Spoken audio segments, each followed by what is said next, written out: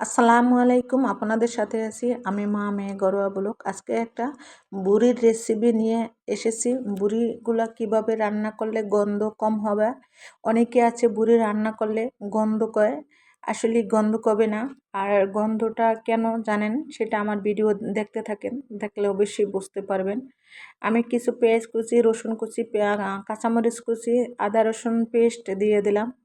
তারপরে দিয়ে দিলাম মরিচের গুঁড়া আর কিছু কাঁচা মরিচের ফালি দিলাম। তারপরে দিয়ে দিলাম হলুদের গুঁড়া দিয়ে তারপরে আমি যে ভুঁড়িটা দিয়ে দিলাম। এই ভুঁড়িটা কিন্তু অফ ক্যামেরায় সিদ্ধ করে নিয়েছি একটু হলুদের গুঁড়া দিয়ে, কারণ হচ্ছে তাহলে গন্ধটা কম হয়।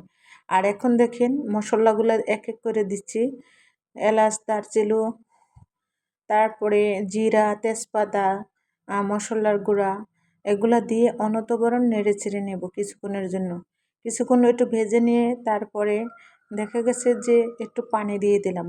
আর বুড়িতে একটু পানি বেশিই লাগে, কেন জানেন? তাহলে বুড়িটা যদি একদম তুলতুলা নরম না হয় তাহলে খেতে ভালো লাগে না।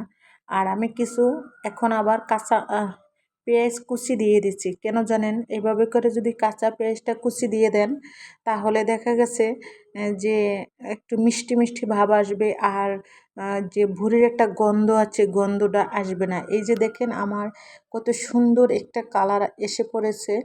আর ভুঁড়িটা একদম লো আসছে, মানে চুলার জালটা একদম লো আসছে দিয়ে দিলাম, যেহেতু যে না পুড়ে যায়। তো সবাই ভালো থাকবেন, সুস্থ থাকবেন, আল্লাহ হাফেজ।